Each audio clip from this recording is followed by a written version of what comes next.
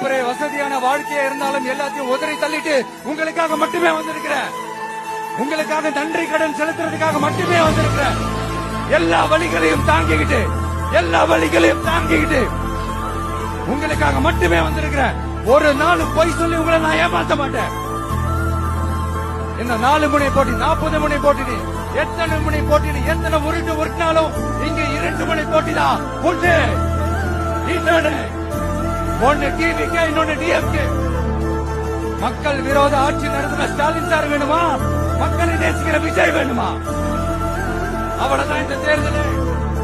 அதனால உங்க விஜய்க்கு, உங்க அண்ணனுக்கு, உங்க தம்பிக்கு, உங்க பிள்ளைக்கு